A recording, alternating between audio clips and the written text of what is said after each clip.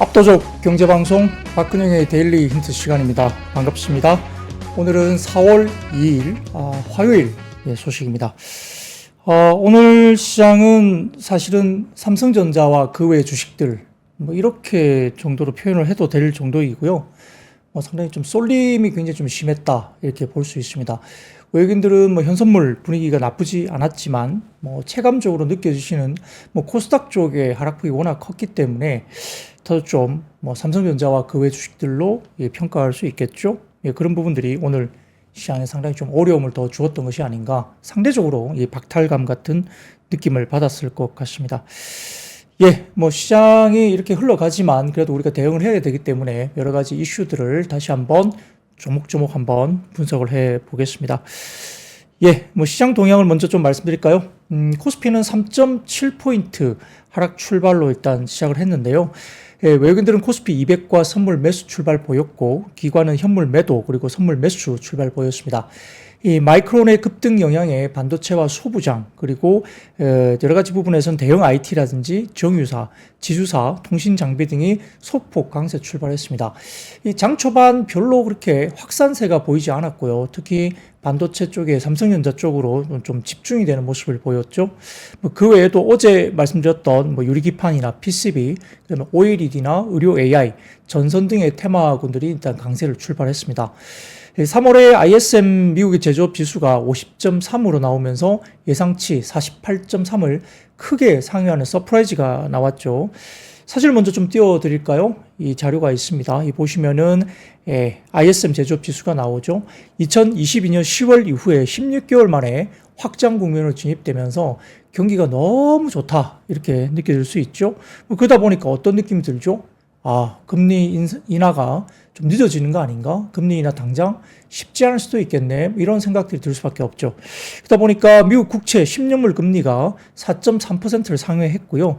패드워치 기준 6월 금리 인하 확률이 하락하면서 위험자산 선호가 축소됐습니다. 이렇게 경기가 너무 뜨겁게 나타나다 보니까 일정 부분 금리 인하 후퇴가 나타나게 되고, 이런 부분에서 역시 성장주 쪽이 오늘은 국내 시장에서 상당히 좀 두드려 맞았다 이렇게 평가할 수 있겠죠. 자, 두 번째 사진 보여드리면 미국 달러 인덱스나 국채 10년물 수익률 추이인데요. 이 달러 인덱스도 다시 강세를 나타냈죠. 유럽 쪽이나 이런 쪽은 금리 인하 가능성이 또 이야기되고 있기 때문에 달러가 또 강세로 치솟게 됐고요. 미국 국채 10년물 수익률도 금리가 4.3%를 돌파하면서 이제 약간 박스권입니다. 이 고점이 4.3, 아래쪽이 3.8, 이 정도 10년물 국채금리 밴드를 두었는데 4.3을 일단 돌파를 했습니다. 그래서 약간 더 올라가는 건가? 좀 위험이 좀 느껴지는 그런 모습이죠.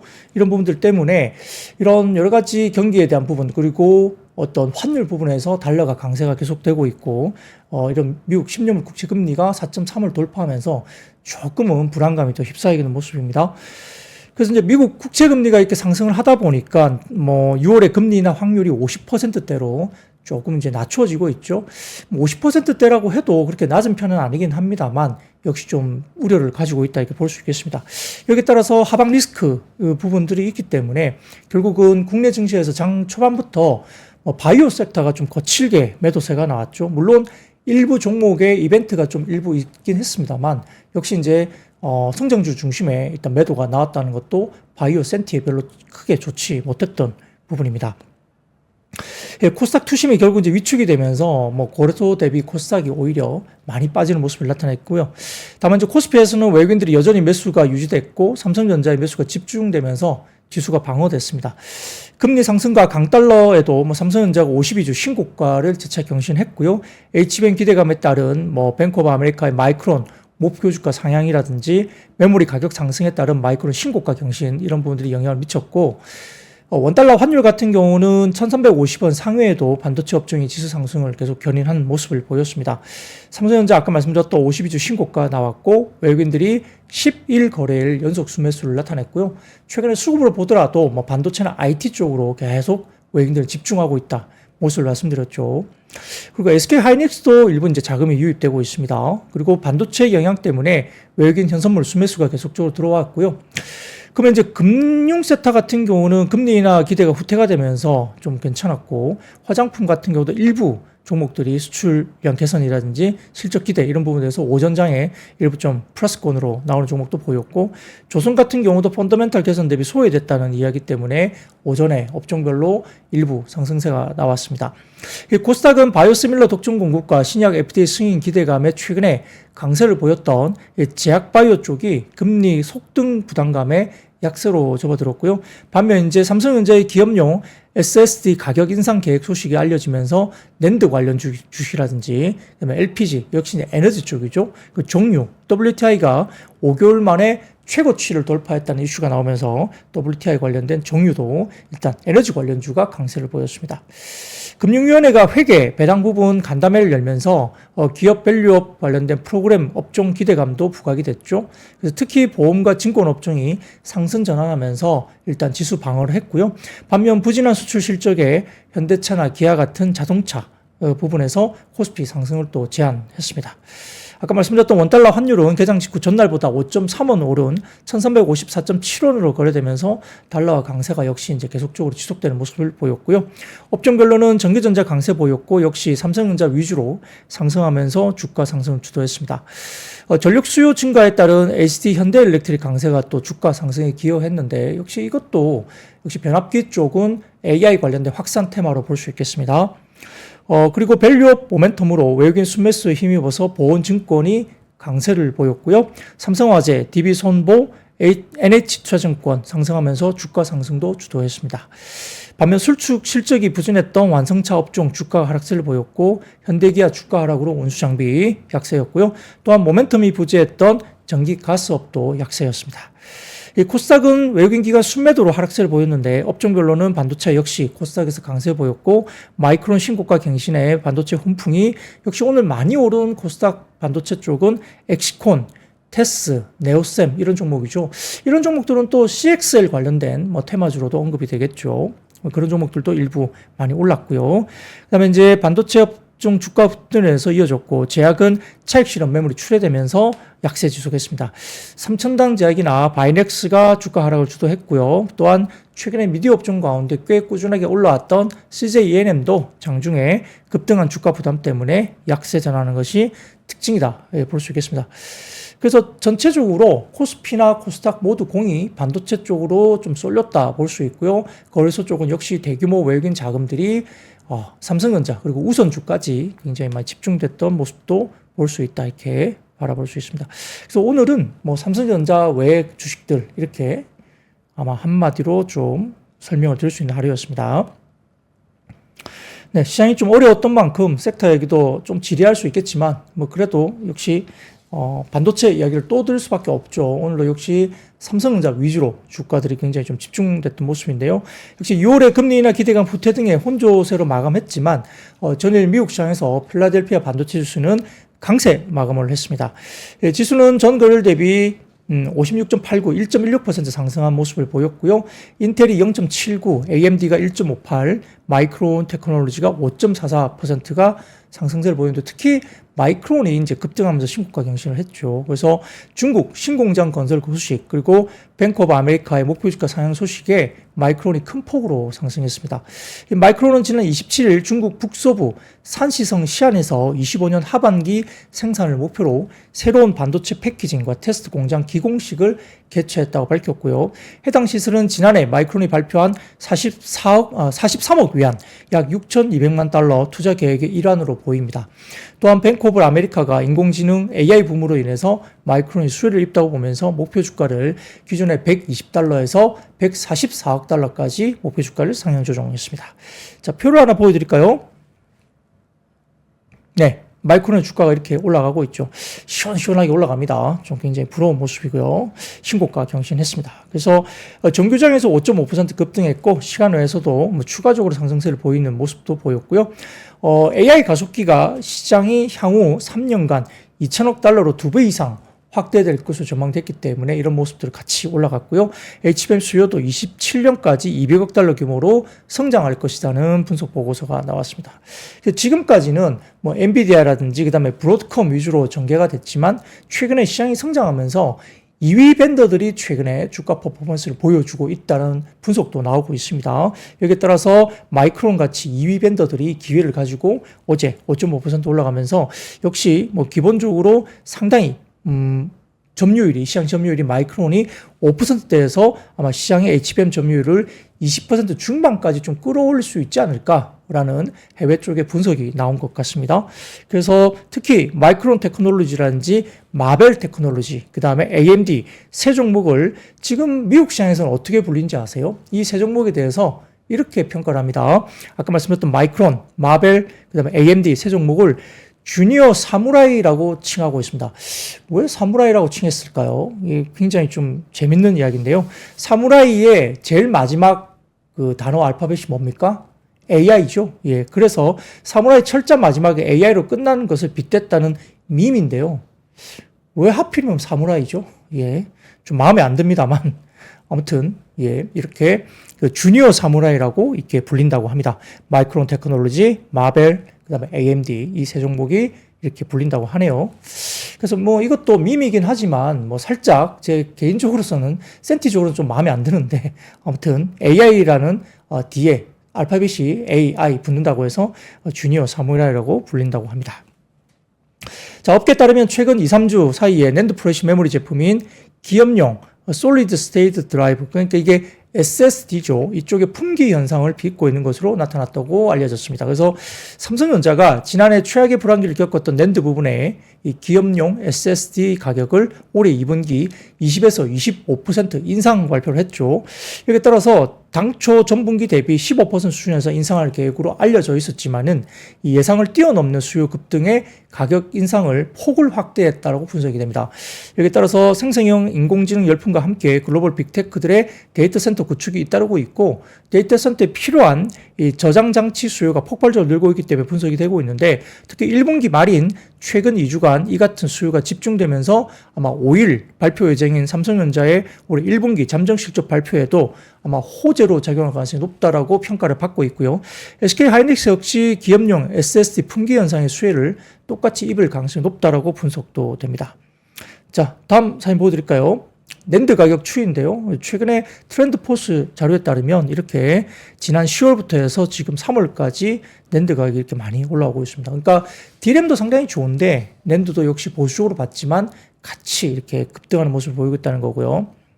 자, 그 다음 사진 보여드리면 삼성전자 DS 부분 영업이익이 왼쪽에 보이는데 이게 계속적으로 적자 폭이 컸었죠. 근데 이제 지난 4분기에 적자 폭이 좀 줄긴 했지만 아마 이번 1분기에 아마 조심스럽게 흑자전을 하지 않을까 이야기되고 있는 것 같고요. 오른쪽 보시면 글로벌 랜드 시장 점유율인데 삼성이 1위이지만 뭐 SK 하이닉스도 솔라다임을 포함하면 2위 정도의 마켓쉐어를 갖고 있습니다. 그래서 뭐 삼성전자뿐만 아니라 뭐 기본적으로 하이닉스도 이런 부분에서 이제 같이 영향을 받는다고 볼 수 있겠는데요. 여기에 따라서 지금 삼성전자, 하이닉스, 파두, 뭐 윈팩, 어버브 반도체, 마이크로, 트나노, 엑시콘, 뭐 테스트 등의 반도체 관련주가 모습을 오늘 강세를 보였다 볼 수도 있겠습니다. 뭐 역시 뭐 한미 반도체도 오늘 장중에 올랐죠. 많이 올랐지만 또다시 플러스권으로 끝나긴 했습니다. 그리고 이제 삼성전자 강세 배경으로 본다면 역시 이제 AI 수요에 따른 그 데이터 센터나 기업용 SSD 매출 증가라든지 1분기 가격 인상폭 확대 이게 이유가 될 수 있겠고 두 번째로 이제 4월 5일날 실적 발표 전에 업황 회복에 따른 실적 개선 기대감이 역시 작용하고 있다 이렇게 볼 수 있겠죠. 그래서 마이크론 신고가 경신까지 더해지면서 기존의 HBM 같은 AI 기대감에 낸드 흑자 전환 모멘텀도 추가가 되고 있어서 일단 삼성전자도 상당히 뭐 HBM으로서는 2등 업체이죠. 2등 업체로서 약간 기회를 받고 있는 것이 아니냐 이렇게 생각할 수 있겠습니다. 예, 여기에 대해서 한국투자증권이 오늘 삼성전자 리포트를 냈는데요. 제목이 재밌습니다. 제목은 삼성전자 나 없이 반도체 붐을 논하지 말라 이렇게 이야기했습니다. 이게 제목이 상당히 재밌죠. 그래서 1분기 매출액은 70조 4천억 원, 영업이익은 한국투자증권에서는 5조 7천억까지 추정을 하면서 시장 컨센을 11% 상회할 것으로 추정을 했습니다. 그래서 D램과 낸드 모두 전분기 대비 두 자릿수 중반 퍼센트 이상으로 가격이 상승하면서 이 메모리가 실적을 견인할 것으로 추정을 했고요.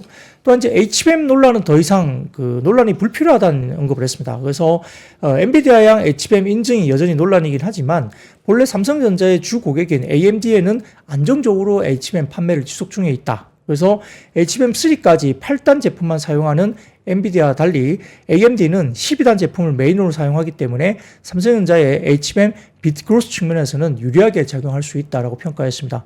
그러니까 엔비디아는 좀 못 들어가는 모습들이 아직은 보이긴 하지만 AMD는 들어간다는 얘기겠죠. 그래서 2분기부터 AI 서버뿐만 아니라 AI 서비스를 소비자에게 배포하기 위한 일반 서버 수요가 함께 증가하기 시작할 것이다 봐서 업황을 굉장히 또 긍정적으로 봤죠. 그러다 보니까 D램 3사가 모두 HBM용 웨이퍼 할당을 크게 늘린 가운데 산업 전반의 재고가 정상화되면서 작은 수요 변동에도 공급이 부족해질 수 있는 거다. 그러니까 그러면 가격이 더 올라가겠죠. 23년에는 선단 공정 비중이 SK 하이닉스와 마이크론보다 낮았기 때문에 약간 삼성전자가 원가 측면에서 불리했지만 24년은 1A, 1B 비중을 50%까지 증가시키면서 영업이익률 개선을 가속화할 것으로 판단한다라고 평가했습니다. 그에 따라서 목표 주가를 10만 2천 원까지 상향 조정했고요. 섹터 내에서 탑픽을 이야기를 했죠. 그래서 HBM 지연이나 1A 품질 논란 등은 모두 23년에 진행한 이슈로 이야기를 했고요. 이미 흑자로 돌아선 D램과 더불어서 하반기에는 낸드와 파운드리가 흑자 전환해서 DS 부분 실적에 플러스가 될 가능성이 높다라고 평가를 했습니다. 그러니까 한국투자증권에서는 굉장히 호평가를 한 거죠. 여기에 대해서 이제 대신증권에서 메모리에 대한 구조적 성장을 보여주는 원년이 2024년이 될 것이다라는 평가 보고서를 또 냈습니다. 이에 따라서 AI로 시작된 메모리 반도체의 업사이클을 보면 역시 이제 AI GPU에서 그 다음에 HBM으로 사이클이 돌았고 후공정단 그 다음에는 고부가 D램 쪽으로 지금 사이클이 돌고 있다 이야기를 했고요. 25년 HBM 시장 점유율 경쟁이 시작됐는데 아직까지는 HBM의 가파른 수요 증가에 주목을 한다 평가했고요. 역시 HBM 메모리 업체가 최대 수혜주가 되고 1A, 1B 공정 전환과 HBM 테스트 밸류 체인에도 관심을 가져야 된다고 평가를 했습니다. 역시 이제 대신증권에서는 탑픽을 또 하이닉스로 탑픽을 잡았습니다. HBM3E에 대한 공급이 1분기부터 시작된 것으로 파악되고 있고 HBM에 대한 견고한 입지를 적어도 25년까지는 하이닉스가 끌고 갈 것이다 평가를 했고요. 차서준으로서 역시 삼성전자를 이야기를 했는데 HBM3 양상 기대와 DDR5 공급 확대 그리고 파운드리 사업 흑자 전환을 통한 밸류에이션 디스카운트를 빠르게 해소할 것이다 봤습니다. 하이닉스 대비 지금 할인율이 워낙 높은데요. 이것들을 빠르게 따라잡을 것으로 이야기를 하면서 상당히 이야기를 긍정적으로 좀 평가를 했는데 자, 그 다음 사진을 한번 자료를 하나 띄워드릴게요. 반도체 밸류체인 주가 추이인데 이게 뭐냐면은 SK 하이닉스 대비 삼성전자의 PBR 할인율입니다. 이 보시면은 마이너스 33% 수준이죠. 그러니까 PBR 기준으로 봤을 때는 지금 훨씬 하이닉스가 원래 프리미엄을 받고 있다 이야기 되고 있죠. 그래서 PBR 기준으로 봤을 때 삼성전자가 지금 SK 하이닉스 대비 이미 33%나 할인을 받고 있기 때문에 HBM이 정상화되면서 역시 이 할인율 갭을 줄여 나가겠죠. 과거 할인율이 거의 50% 가까이 갔던 적도 있었네요. 2014년, 15년 요 사이에 거의 이 하이닉스가 굉장히 돋보였던 시간이 있었는데요. 할증 기간도 있었죠. 거의 50% 이상 할증을 했던 기간도 과거에 있었습니다. 22년, 23년 그 사이에 50% 이상 또 삼성전자가 하이닉스 대비 할증을 받았던 것도 있습니다. 그래서 이게 어떻게 흘러갈지 보지만 표를 봤을 때 오른쪽 끝을 보시면 이게 살짝 고개를 들고 있죠. 그래서 할인율이 이제 좁혀지는 구간으로 간다. 이렇게 보면서 역시 오늘 삼성전자가 좀 더 하이닉스보다 아웃퍼폼을 하는 모습을 보였습니다. 자, 그 다음 자료를 좀 보여드릴게요. 그 다음 자료 보여드리면 반도체 공정별 주가 추이인데요.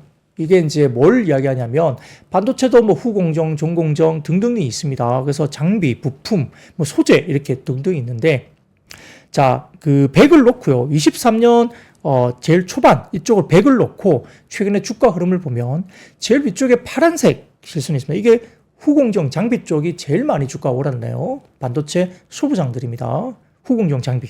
그리고 그 다음은 어디입니까? 네, 후공정 부품단이 많이 올랐습니다. 그리고 세 번째로서는 SK 하이닉스가 가장 또 퍼포먼스가 좋았네요.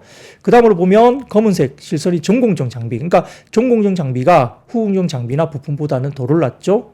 그리고 그 다음 회색 어디입니까? 전공정 소재. 예, 전공정 장비 소재가 이제 굉장히 못 올랐다. 평가받고 있고요. 그 다음에 제일 아래쪽에 점선으로 보이시면 전공정 부품도 아래쪽에 점선이 있고요. 삼성전자가 그 다음으로 제일 못 올랐네요. 삼성전자가.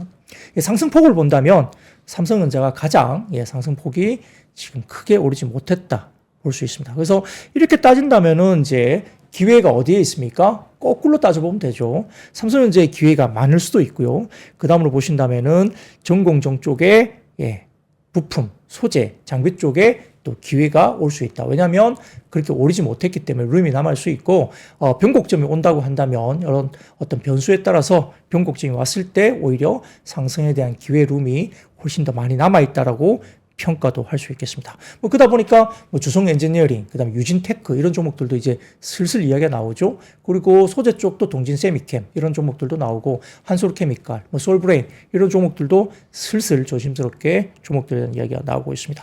여기에 따라서 이제 대신증권에서는 전공정 소부장 업체로서는 주성 엔지니어링 결국 이제 1A, 1B 공정전환 투자에 따른 ALD 장비 중요성이 부각될 수 있다. 수혜주로 부각했고요.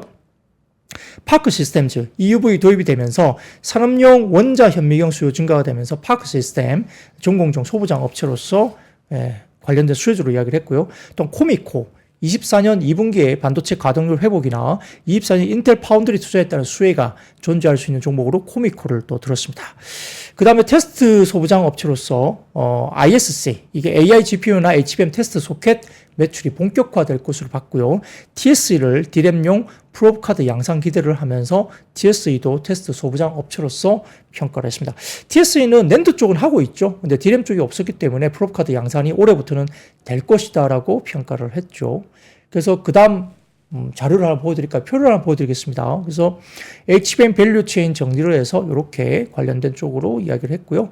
아마 대신증권 자료로 이렇게 자료를 한번 가지고 한번 참고를 해보시면 될 것 같습니다. 자, 그래서 반도체 쪽이 좀 더 갈 것인가에 대한 고민이 또 있죠. 최근에 오늘도 마찬가지고 역시 반도체였는데 결국은 반도체 쪽의 흐름들이 좀 더 이어질 것인가에 대한 부분들에 대해서 자, 뱅크 오브 아메리카가 이렇게 이야기를 합니다. 그 다음 자료를 좀 보여드릴까요? 네. 뱅크 오브 아메리카의 메모리 인디케이터인데요. 이게 2008년 금융위기 이후에 15년 이내에 최고점 수준까지 올라와 있다. 그래서 1월에 메모리 인디케이터, 그러니까 뱅크 오브 아메리카의 자기 지표이죠. 그래서 1월에 122였는데 2월에 126까지 올라갔다. 그래서 HBM과 낸드가 인디케이터 업턴을 주도하고 있는 모습을 보이고 있다고 평가를 했고요. 3월의 데이터도 여전히 강하기 때문에 1분기 실적 기대감으로 연결되고 있다라고 평가를 했습니다.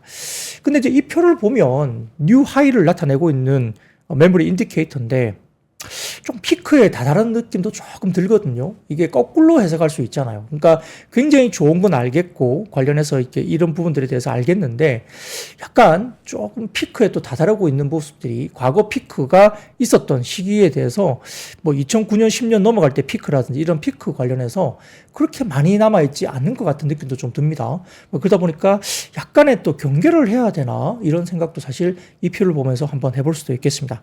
다만 아직까지는 메모리 인디케이터가 상당히 견조하다는 평가를 뱅크 오브 아메리카에서는 일단 했습니다. 자, 근데 그 다음 표를 하나 보여드릴까요? 그 다음 표는 HSBC입니다. HSBC가 삼성전자를 목표주가 11만 원까지 올리면서 매수 의견을 했거든요. 그래서 HSBC도 턴어라운드와 더 높은 상승 여력을 기대한다고 이야기를 했고요. 삼성전자의 주가는 지난 1년간 SK하이닉스를 약 70%포인트가량 언더퍼폼을 1년간 했는데 이 이유는 다음과 같다. 결국은 AI 메모리가 수요 성장을 주도하는 가운데 HBM3의 램프업 속도에 둔화가 됐고 디스플레이, 가전, 스마트폰에 부정적 영향을 미치는 IT 수요 회복에 둔화 우려가 있었고 첨단 파운드리 투자 지연이 지속됐던 이 세 가지 이유가 있었다. 그런데 삼성은 주요 경쟁사와 기술 격차를 좁힐 수 있기 때문에 현재 매력적인 밸류에이션에서 더 높은 잠재적인 상승 여력을 제공하고 있다고 판단한다라고 이제 리포트를 했습니다. 그래서 삼성은 현재 IT 섹터 내에서 HSBC가 가장 선호하는 종목이고 시장이 간과하고 있는 것은 24년 말부터 시작될 삼성의 HBM3 12단 그리고 DDR5와 낸드 기술 전환, 그리고 모바일 실적 서프라이즈 위한 AI 스마트폰의 잠정적인 어떤 따라잡기가 있다고 판단하고 있다. 그래서 엔비디아의 CEO가 삼성의 HBM3E가 현재 검증 단계에 있다고 밝혔다는 뉴스도 상당히 주목을 하고 있고 이를 긍정적인 이벤트로 해석하고 있다라고 코멘트를 했고요. 최근 2.5D와 3D를 포함한 첨단 패키징에 대한 강력한 투자가 곧 결실을 맺을 것으로 믿고 있고 장기적으로서는 CPU 및 GPU의 제조의 칩 릿 트렌드가 1, 2년 정도 후행 파운드리에 대한 수요가 증가함에 따라 삼성의 파운드리에게 기회가 올 것으로 본다라고 리포팅을 했습니다. 굉장히 긍정적인 리포트를 했죠. 그래서 일단은 HSBC의 리포트 제가 이렇게 한번 언급을 드렸고요. 자, 그 다음 자료를 보여드릴까요? 그 다음 자료는 맥콜입니다. 맥콜이. 예. SK 하이닉스의 27만 원까지 목표 주가 상향 조정입니다. 서로 주고받고 하고 있죠. 그래서 SK 하이닉스도 이렇게 끝날 게 아닌 것 같은 느낌을 받고 있어요. 그래서 맥쿼리 쪽에서 SK 하이닉스 목표 주가를 27만 원까지 상향 조정했습니다. 이 디램 공급 부족이 우려할 만한 수준으로 심화되고 있고 이는 기존의 IT 또는 AI 혁신의 공급망 붕괴로 이어질 수 있다. 그래서 공급 감소가 지속되고 AI가 고밀도 SSD 수요를 자극함에 따라 24년에서 26년까지 하이닉스의 낸드 이익률이 큰 폭으로 상승할 가능성이 높다. 아까 낸드가 뭐 역시 MS 2위를 뭐 할 수 있다 봤죠. 그래서 결국은 높은 밸류에이션 고점 대비 2배 정도 필요하다고 판단되면서 목표 주가를 27만 원까지 목표 상향 조정했습니다. 장부 가치 PBR 정도 기준으로 3배까지 올렸네요. PBR 3배까지 맥쿼리에서는 SK 하이닉스의 목표 주가를 상향 조정했습니다.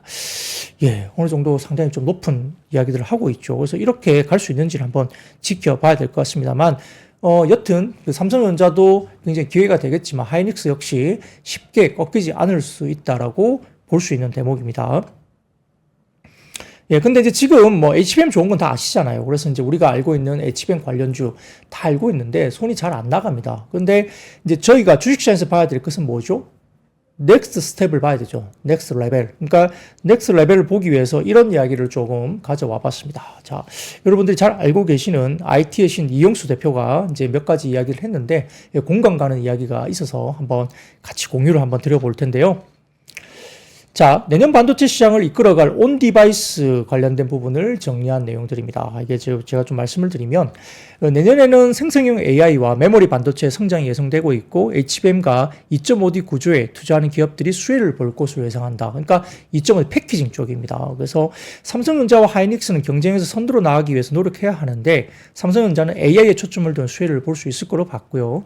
AI 추론을 하기 위해서는 먼저 데이터 트레이닝 학습이 필요한데 그러나 클라우드에서 모든 계산을 하는 것은 너무 무겁기 때문에 이제 컴퓨팅 파워 일부는 스마트폰이나 컴퓨터와 같은 로컬 디바이스에서도 담당하게 될 것이다. 뭐 그럴 수밖에 없죠. 지금 우리가 핸드폰을 봐서도 온 디바이스 AI가 되면서 이제 뭐 예를 들어서 서콜트 서치 뭐 이런 쪽의 기능도 부과되면서 점점 더 이제 개화를 하겠죠. 이를 위해서 거대 언어 모델이라는 대규모 언어 모델이 로컬에서 커버하기 어렵지만 보완 방안을 찾으면서 로컬과 클라우드에서 양쪽에서 컴퓨팅 파워를 제공하게 될 것이다 평가를 했습니다. PC와 스마트폰은 경기와 코로나 때문에 수요가 부진했으나 이제 교체 주기가 돌아오고 있는 모습을 보이고 있고요. 향후에 AI 지원 디바이스가 줄줄이 출시 예정인데 또한 삼성 등에서 로봇과 자율주행차 등의 AI 관련된 연구나 개발 전략이 대폭 전환될 것으로 본다. 따라서 공정, 대역폭 확장에 대한 삼성전자의 공격적 투자와 달리 여러 가지 철저한 제한과 나누어진 수혜로 진행될 것으로 보는데 AI 개발 자회사인 HBM이 일전에 사용했던 HBM3에서 업그레이드해서 HBM3E로 전환하기 위해서는 14나노에서 12나노 전환과 추가적인 하이K 메탈 게이트라는 공정이 필요하다는 거죠. 이게 이제 HK 메탈, 그러니까 리포트 보시면은 HK 이렇게 나옵니다. HK 메탈. 공정이 필요하죠. 거기에 따라서 결국은 우리가 이야기하고 있는 유진테크, 주성엔지니어링, 오닉 IPS 등의 회사가 텍마이그레이션 쪽에서 앞으로 일부 수혜가 받을 수 있다. 이게 텍마이그레이션, 이건 이제 미세화 공정 관련된 이슈도 이제 기술적인 진보를 이야기하는 거죠. 이렇게 하는 거고요. 말씀드렸던 뭐 하이K, 그러니까 HKMG 이게 이제 이야기가 되는데 이 수혜가 DNF, 그 다음에 레이크 머티리얼즈가 이제 직접적으로 언급이 됐습니다. 아까 말씀드렸던 하이K 메탈 게이트죠. 하이K 메탈 게이트. 그게 HKMG라고 불립니다. 그래서 이 관련된 수혜를 DNF 그리고 레이크 머티리얼즈 수혜주로 꼽았습니다. 한번 보시고요. 뭐 하이메탈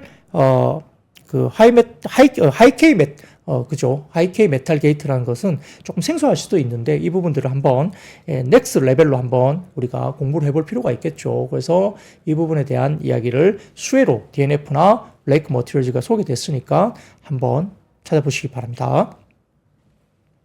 네, 반도체가 역시 오늘 전체적으로 이 시장을 이끌었기 때문에 반도체 이야기를 조금 길게 드렸네요. 제가 머리를 이렇게 좀 짧게, 더워서 좀 짧게 깎았는데요. 네, 이발했죠. 이발했는데, 군인 같다 말씀하시는 분이 계시네요. 네. 뭐, 이미지를 어떻게 가져가야 될지 잘 모르겠네요. 예, 감사합니다. 아무튼. 뭐, 강남 가면 좀 다를까요? 저희 집 앞에 있는 아주머니한테 잘랐는데, 예, 강남 가면 조금 짧더라도 좀 멋있게 잘라주실 수 있을지 모르겠습니다. 예, 그래서 하이케이 메탈 게이트라는 쪽을 한번 찾아보시고 스터디를 한번 해보시죠. 저도 앞으로 기회되면 한번 더 말씀드리겠습니다. 네, 두 번째 이야기입니다. 역시 이제 에너지 쪽인데요. 뭐 종유나 LPG 쪽인데 뭐 큰 종목들 뭐 오늘 S-오일이나 뭐 SK 이노베이션 등도 조금 올라갔지만 역시 이제 흥구석유나 중앙에너비스 이런 중소형주들이 주가가 오히려 더 많이 움직였죠. 이렇게 이야기를 되고 있습니다. 네, 지난번 국제유가가 WTI 기준 5월 인도분 가격이 오펙 플러스의 회의 장관 관련된 회의 관망세 속에 시리아, 이란 영사관 폭격 소식이 전해지면서 이제 중동 쪽에 약간 불안감이 더 이어지고 있죠. 여기 따라서 WTI가 83.71달러에 거래가 됐습니다. 지난해 10월 이후 최고치를 기록했죠. 오늘에 따르면 시리아 수도 다마스쿠스에 있는 이란 영사관이 이스라엘의 미사일 공격을 받아서 이란 혁명수비대 고위 간부가 사망했다고 전해졌죠. 여기 따라서 공습으로 인한 혁명수비대 정예 쿠드스군 사령관인 모하메드 레자 자헤디가 숨졌고 호세인 아미르 압둘라히 좀 어렵습니다. 이란 외무장관이 공격의 배후로 이스라엘을 또 지목했다. 이렇게 이야기 나오죠. 그래서 영사관 폭격에 대응할 권리가 있고 대응과 처벌의 방식은 추후 결정할 것이다 밝혔기 때문에 약간 중동 지역에 위기감이 고조되고 있습니다. 여기에 따라서 오는 3일에 또 오펙 플러스 장관급 회의가 진행될 예정인데 시장에서는 이번에 2024년 3분기 또는 4분기까지 감산을 유지할지 여부가 상당히 좀 주목을 받고 있죠. 어떤 코멘트가 나올지 좀 지켜봐야 될 것 같고요. 물론 이제 감산 여부에 따라서 이슈가 조금 더 불거질 수 있지만 역시 이렇게 중동 정세에 대한 불안감 그리고 또 아람코 상장 여부도 있기 때문에 이런 것들도 여전히 아마 2분기 정도까지는 고유가를 좀 유지하려고 하는 의지가 굉장히 강하지 않을까 이런 생각을 또 해봅니다. 예, 그런 것들을 좀 지켜보시면 될 것 같고요. 여기에 따라서 아까 말씀드렸던 S-오일 등 그리고 승구석유나 중앙에너비스 등의 정유, LPG 관련된 종목들도 주가들이 올랐습니다. 근데 제가 지난번에 한번 방송 때 그 글로벌 IB 매니저들이 에너지 쪽에 수급을 다 비워놨다. 그래서 거의 바닥권까지 비워놨다는 말씀드렸잖아요. 그러다 보니까 이런 변곡점이 나오게 되면 에너지주를 한 번 더 채워 넣으면서 슈팅이 또 나올 수 있지 않을까? 조심스럽게 또 말씀도 드려볼 수 있겠습니다. 자, 그 다음 자료를 한번 보여드릴까요? 자, 지역별 미국 원유 수입 규모인데요. 유럽 쪽이 지금 미국의 원유를 제일 많이 수입하고 있죠. 기하급수로 늘었습니다. 그래서 미국은 굉장히 좀 꿀 빨고 있는 것 같아요. 이런 것들을 통해서 지금 여러 가지 원유 관련된 그 생산량을 미국이 굉장히 많이 늘리면서 유럽 쪽으로 엄청나게 수출하고 있습니다. 그래서 미국이 오히려 지금 좀 바라는 국면인가? 그 인플레 쪽은 굉장히 좀 두려워하고 있는데 오히려 이 정치적으로서는 좀 약간 꿀 빨고 있다 이렇게 볼 수 있는 상황이고요. 그리고 아시아 쪽으로도 많이 판매를 하고 있죠. 예, 이렇게 팔고 있습니다. 그리고 그 외에도 뭐 다른 지역 쪽으로 좀 남아가고 있는데 역시 미국 쪽이 유럽 쪽으로 상당히 많은 원유 수출을 하고 있다. 뭐 러시아하고도 대면대면 하고 여러 가지 이란이나 여러 가지 부분에서 약간 뭐 제재나 이런 것도 있기 때문에 결국은 미국이 상당히 원유 수출을 많이 하고 있다. 이렇게 볼 수도 있겠습니다. 네, S-오일의 대주주가 어디죠? 네, 잘 생각해 보시면 S-오일이 또 여러 가지 부분에서 이번에 흐름들을 좀 한번 탈 수도 있겠죠. 네, 그렇습니다. 자, 예, 제가 아까 좀 전에 시원하게 머리를 이렇게 이발했다 이것 때문에 말씀 한번 드렸더니 와이프가 좋아하시면 됩니다. 네, 뭐 맞아요. 뭐 시원해 보이고 좋다고 유제니 님이 말씀 주셨죠. 네, 좋습니다. 네. 시원하고 좋죠. 너무 더워요. 너무 더워요. 솔직히 저는 이제 민머리로 밀고 싶은데요. 그러면 약간 반항한다고 뭐라 그럴까봐 그 정도까지는 안 되는데 너무 더워요. 그리고 아침에 새벽에 출근하기 때문에 머리 만질 시간이 그렇게 많이 없습니다. 그래서 좀 짧은 머리로 이렇게 하면 금방 이렇게 왁스 칠하고 이렇게 오면 되기 때문에 좀 빠르게 하기 위해서 좀 짧게 깎는 편인데요. 네. 또 제가 짧은 머리를 고수하는 이유가 한 15년 전에 스토리가 있는데 다음에 기회 되면 한번 말씀드릴게요. 네, 좋습니다. 그 다음 업종으로 넘어가겠습니다. 예, 그다음 업종은 역시 이제 오늘 그 제약바이오 쪽에 하락세가 있었던 이슈가 있습니다. 6월에 금리 인하 기대감이 후퇴되니까 아무래도 성장주인 제약바이오도 썩 좋지 못할 수 있죠. 그리고 소비주들도 다소 조금은 오늘 밀린 감도 있는데요. 뭐 이런 것들이 좀 있었는데 역시 아까 말씀드렸던 PC 가격 지수라든지 이런 것들도 상승세가 보였고 ISM 제조업 지수도 이렇게 좀 상당히 좀 좋게 나왔다. 그래서 상당히 좀, 그러니까 경기 지표가 상당히 좋게 나오기 때문에, 야, 경기가 이렇게 좋네. 그러면 금리 인하 기대가 좀 후퇴하지 않을까? 뒤로 밀리지 않을까? 이런 이야기가 나오면서 아까 말씀드린 대로 미국의 국채금리가, 10년물 국리가 4.3%를 상회하는 모습을 보였다. 이렇게 볼 수도 있습니다. 거기다가 이제 식품의약품안전처에 따르면 박셀바이오가 이달 1일부터 5월 15일까지 진행성 간세 포함 환자 대상 NK 세포치료제 VAX NK-HCC 임상 2A 관련된 연구 업무 정지 처분을 받는다고 전해졌습니다. 그러니까 조금 안 좋은 이슈가 불거졌죠. 처분 사유는 약사법 위반으로 알려졌는데 시약처가 박셀바이오가 시약처장의 변경 승인을 받지 않고 기승인받은 임상시험용 의약품의 사용기간을 임의로 변경해서 공급한 것으로 확인됐다고 밝혔습니다. 또한 임상시험용 의약품에 붙이는 표시 기재 라벨이죠. 이것들을 승인받은 사항과 다르게 기재하는 등 임상시험용 의약품 제조 및 품질 관리 기준을 위반했다라고 이제 밝혔습니다. 이게 상당히 좀 악재로 작용한 것 같아요. 예, 그런 것도 있고요. 이런 것들이 결국 제약바이오 투자 심리를 크게 위축시키면서 삼성단 제약이나 스팜, 뭐 삼일제약, 한울바이오파마 등등, 알테오젠 등등에 관련된 종목들이 오늘 좀 하락세가 나타났는데. 근데 오늘 좀 이슈가 있었던 종목이 두 가지가 더 있었죠. 예. 첫 번째 자료를 보여드릴까요? 첫 번째 자료는 삼천당 제약입니다. 예. 장중에 근거 없는 루머가 좀 돌아다니면서 이렇게 삼천당 제약이 두드려 맞았는데요. 회사가 빠르게 대응했습니다. 예. 삼천당 제약은 현재 중국까지 돌고 있는 악성 루머, 아일리아 바이오시밀러 미국 계약 불발, 미국 특허 소송, 미국 특허 등록 무효화 이런 악성 루머가 장중에 돌았는데 이 관련해서 사실 무근임을 강력하게 주장한다라는 이제 빠른 대응을 했죠. 그래서 삼청당 제약이 이렇게 좀 장중에 이 근거 없는 루머가 돌았다는 것이 이제 일단 이벤트가 있었다는 것도 알려지는 것 같고요. 그래서 삼청 제약이 이렇게 빠르게 조치를 취했습니다. 자, 그다음 자료를 보여드릴까요? 그다음 자료 띄워주세요. 이게 알테오젠 관련된 이슈입니다. 알테오젠. 자, 알테오젠 이게 뭡니까? 디스카운트 9.9% 디스카운트를 해서 알테오젠이 블락딜을 돌렸다는 이야기입니다.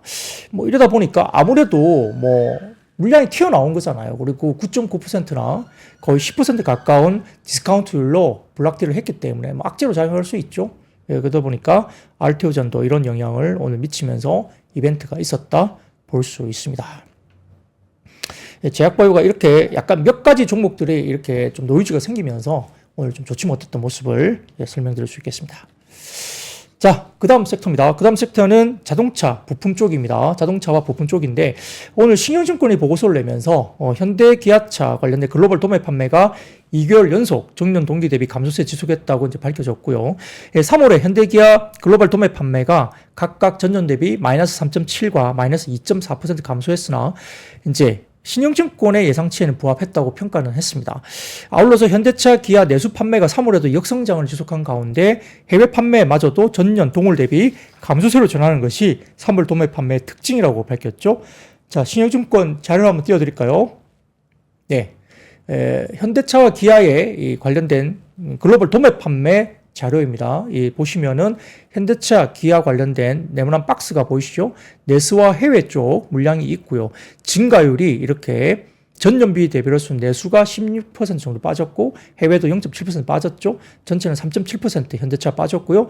MOM 그러니까 전 월비로서는 조금 증가했습니다. 그리고 기아 같은 경우도 3월 기준으로 봤을 때 증가율 전년비로서는 7.6% 내수가 빠졌고 해외도 1.2% 빠졌죠. 그래서 약간 3월 지표가 주춤했다 볼 수 있습니다.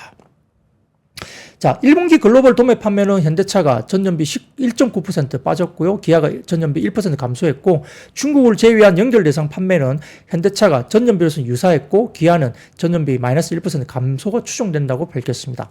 연초부터 도매 판매 감소세가 지속되고 있는 게 좀 아쉽긴 하지만, 시흥증권에서는 1분기, 그러니까 작년 1분기 원달러 상승, 그러니까 전년비 3% 플러스가 된 우호적인 환율 감안한다면, 지난 12월 중순 대비 현재 각각 5% 정도 낮아진 올해 1분기 매출 컨센서스를 달성할 가능성은 굉장히 높다라고 평가를 했습니다. 그러니까 아마 컨센 대비로서는 실적이 아마 환율 영향 때문에 어느 정도 괜찮게 나올 것으로 일단 평가를 한 것 같습니다. 자, 그 다음 사진 띄워드릴까요? 예, 띄워드리면 이게 현대차의 연도별 월간 글로벌 도매 판매 추이와 기아의 연도별 월간 글로벌 도매 판매 추이입니다. 이게 보시면은 각 연도별로 나와 있고요. 보이시는 빨간색이 24년 지금 연도별 도매입니다. 그러니까 월간이죠. 그래서 최근에 올라오고 있는데 23년 하이 정도에 거의 그도 준한 편이에요. 조금 빠지긴 했습니다만 어느 정도 준하고 있고요. 그 다음 자료를 보여드릴까요? 그 다음 자료를 보여드리면 현대차 연도별 월간 해외 도매 판매, 그리고 기아의 연도별 해외 도매 판매 추이인데 24년도 역시 빨간색인데요. 거의 하이 레코드 그래도 거의 좀 따라가고 있죠. 조금 빠지고는 있습니다만 살짝 빠진 모습이라서 그렇게 좀 우려스러울 만큼 빠진 모습은 아직은 아닌 것 같아요. 그래서 그렇게 급락하거나 완전히 꺾였다 보기는 조금 쉽지 않습니다. 그래서 이런 것들 때문에 뭐 약간 3월 지표가 좀 빠졌다는 것 때문에 완성차와 일부 부품 종목들이 조금 빠져있는 모습도 보이는데요. 근데 현대자증권에서는 그래도 조금 긍정적인 이슈를 이야기를 했죠. 자, 현대자증권에서는 자동차 관련해서 오늘 리포트 제목이 참 재밌어요. 자동차 관련 섹터에 대해서 최근에 상승 3개월 차, 그러니까 자동차 섹터가 삼성이 최근에 3개월 차 정도 되는데 자동차를 보고 심장 뛰는 투자자가 있을까라는 제목을 리포트를 냈죠. 그래서 이런 부분을 내면서 역시 산업에 대한 주가 전망은 지역 믹스 좋은 내수 판매 부진이 지속되면서 주가 약세를 보였는데 배당 시즌 종료 후에 총선을 앞두고 주주 환원 강화에 기반한 주가 상승세가 약해진 가운데 완성차의 1분기 재무 실적과 주주 환원 정책 강화에 관심을 가져야 된다라고 이제 평가를 했습니다. 현대자증권에서는 다소 조금은 긍정적인 톤이 조금 더 강해진 거죠. 그래서 그 다음 자료를 하나 보여드릴까요? 네. 현대차의 연간 판매 목표 달성률이 7.7% 미달했고 기아 연간 판매 목표 달성률은 5.2% 미달할 가능성이 있다고 보았습니다. 이게 실선으로 보이는 쪽이 이제 현대차 기아의 목표량이거든요. 월간 누적으로 보이는 것 같은데 파란색이 보시면 실선보다 위에 있죠. 근데 이게 잘 보셔야 돼요. 이게 초과 달성률을 말하는 건데 이게 오른쪽 퍼센테이지를 보셔야 되는데 오른쪽 퍼센테이지가 어떻게 되어 있습니까? 제일 높은 것이 0%고 그 다음으로서 마이너스 2%, 마이너스 4%, 오른쪽이 마이너스로 돼 있죠. 예, 그러니까 지금 초과 달성률이 역시 마이너스 구간에 있는데 3월 기준으로 봤을 때는 마이너스 달성률이 조금 덜해진 모습이죠. 1, 2월 달에 많이 빠졌다가 초과 달성률 마이너스 권이 약간 축소되는 모습 정도로 보시는 게 좋습니다. 그래서 이게 표를 잘못 보시면 굉장히 좋은 것처럼 볼 수 있는데 그렇진 않습니다. 이 표를 해석을 잘 보셔야 돼요. 예, 그래서 전년 동기비 판매 감소는 다소 아쉽지만 우호적인 환율 환경, 똑같이 환율 이야기를 하고 있고요. 제네시스와 산타페 그리고 기아 같은 경우는 카니발과 소렌토, 스포티지 중심의 제품 믹스 개선 그리고 작년 4분기 이후에 이어지는 원재료비 하락 효과가 고려된다면 실적은 굉장히 양호할 것 같다라고 평가를 했습니다. 그래서 4월 5일날 예정된 기아의 CID 2024와 그 다음에 볼륨 감소로 인한 우려 대비 양호한 1분기 실적을 확인하면서 주가는 재차 상승할 것으로 전망한다 봤고요. 주주 환원 정책의 단계적 완화는 모멘텀 요인을 볼 수 있는데 올해 하분기 이전에 기존 완성차 중심에서 대형 부품주를 편입하고 자동차 산업 비중을 확대할 시점 전략으로 고려할 필요가 있다. 굉장히 긍정적으로 평가했죠. 자, 그 다음 자료를 하나 띄워드릴게요. 글로벌 OEM의 상대 주가 추이인데요. 2012년부터 현재까지인데 2012년을 100으로 놨습니다. 현대차, 도요타, GM, 폭스바겐을 100으로 놨는데 역시 도요타가 제일 높게 주가가 올라갔죠. 그 뒤로 100을 놓고 거의 7배 올라왔네요. 2012년부터 현재까지 도요타가 7배 올라왔고 아래쪽 보시면 GM이 그 다음을 이루는데 이것도 거의 2배 가까이 올라왔습니다. 그리고 폭스바겐도 어느 정도 올라왔죠. 근데 제일 아래쪽에 현대차 제일 못 올랐죠. 거의 오른 게 없습니다. 예, 그러다 보니까 2012년 이후로 글로벌 OEM의 상대 주가 추이로 거의 현대차가 오르지 못하고 제자리 걸음을 하고 있다. 굉장히 좀 억울하죠. 이런 부분들 보시면은 상대적으로 그러면 주가에 대한 매력은 있는데 왜 못 오를까? 고민이 많이 됩니다. 자, 그 다음 자료 보여드릴까요? 현대차 12개월 선행 P입니다. 그 다음 자료 좀 띄워주세요. 보시면은, 예. 위쪽에 보시면 현대차 12개월 선행 P, 기아의 12개월 선행 P인데 거의 바닥권에 있습니다. 살짝 고개를 든 정도죠. 최근에 기업 밸류 프로그램 때문에 저 PBR 관련된 종목들이 움직이면서 살짝 고개를 들었고요. 아래쪽 보시면은 PBR 기준으로 봤을 때도 현대차는 아직은 한 배가 안 되고요. 기아 같은 경우는 최근에 그래도 주가가 올라와서 한 배 언저리까지 올라왔습니다. 그래서 상대적으로 지금 현대차가 지금 현재 보이는 정도로서는 한 0.6배, 0.7배 정도가 현대차가 PBR 기준이 되죠. ROE가 10%를 넘어가면 대부분 보면 현대차가 PBR 한 배 이상은 갔기 때문에 기아가 먼저 주가 많이 올랐고 뭐 물론 이제 ROE에서 현대차보다 앞섰기 때문에 그렇죠. 그래서 현대차가 좀 더 많이 못 올랐다 이렇게 평가를 받을 수 있겠습니다. 그래서 자동차 쪽은 이런 것을 감안하시면서 투자에 대한 고민을 한번 해보시면 좋겠습니다. 자, 그 다음은 지금 2차 전지 쪽입니다. 1분기 양극재 수출량이 전년비 역성장, 테슬라 1분기 인도량 부진 우려 때문에 2차 전지가 조금 쉬었는데요. 자, 자료를 하나 보여드릴게요. 분기별 국내 양극재 수출 물량인데 NCM과 NCA 쪽 합산 물량으로 보이는 자료입니다. 왼쪽 보시면 막대 그래프인데요.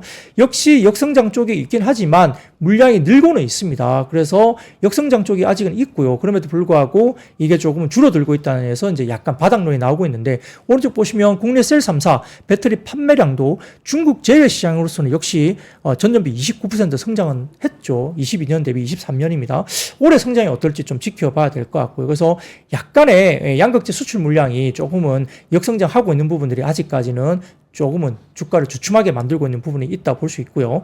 한화투자증권에서는 전기차 판매는 부진하지만 2월 말부터 상승한 리튬 가격으로 2차전지 업종의 주가가 연초 반등한 이후에 지금은 횡보를 하고 있다 평가를 했습니다. 그래서 물량이 받쳐주지 않는 가격의 반등만으로는 주가가 지속적으로 상승하기 좀 어렵다고 평가를 했고요. 한화투자증권은 역시 2차전지 업종의 2분기 그리고 올해 연간의 실적 추정치도 전반적으로 하향 조정될 것으로 다시 평가를 했습니다. 그러다 보니까 눈높이가 낮아질 거로 봤고요. 역시 당분간은 전고체 전지 관련주, 그 다음에 실리콘 응급제나 CNT 도전대 등의 차세대 기술 관련 업종의 모멘텀이 좀 더 유지될 가능성이 높다. 그러니까 전통적인 양극재보다는 이쪽으로 좀 보자는 거죠. 표를 2개 정도 보여드릴게요. 첫 번째 표는 중국의 탄산 리튬 현선물 가격 추인데 역시 현선물 가격의 스프레드가 거의 다 줄어들어서 선물이 다시 빠지고 있는 모습을 보이고 있죠. 그리고 그 다음 사진 보여드릴게요. 그래도 그나마 2차전지 수급 추이를 보시면 기관과 외국인들이 살짝 사는 모습이 보입니다. 최근 들어서. 그래서 연말 이후로 다소 조금은 기관 외국인들이 개인적으로 살짝 들어오는 모습을 보이고 있기 때문에 바닥론에 대해서 힘을 실어줄지 봐야 될 것 같고요. 마지막 사진 하나만 더 보여드릴게요. 그럼에도 불구하고 테슬라 관련된 이슈가 나왔습니다. 1분기 관련된 이야기가 나왔는데요. 블룸버그 통신에 따르면 이 관련해서 월가 애널리스트들이 공개되는 1분기 차량 인도 수치에 대해서 기대치가 낮춰지고 있는데 잘 보시면은 지금 1분기 인도 차량이 어떻게 나왔죠? 1분기가 지금 43만 1125대 정도 나왔나요? 예. 조금 이제 1분기 기대치에 좀 못 미치는 것 같고 그 다음에 전체 연간 24년 연간 이 지금 197만 대 정도 나왔습니다. 200만 대 하회하는 컨센서스가 테슬라에서 나왔거든요. 이런 것들이 이제 2차 전지를 아직까지도 조금은 좀 누르고 있을 어떤 그런 지표가 아닐까. 테슬라 쪽에 일단 컨센서스이기 때문에 200만 대 하회하는 컨센이 나왔습니다. 이런 부분들을 한번 지켜볼 필요가 있겠습니다. 예, 빠르게 오늘 이야기를 좀 드려봤습니다. 여러분들 아시죠? I see you.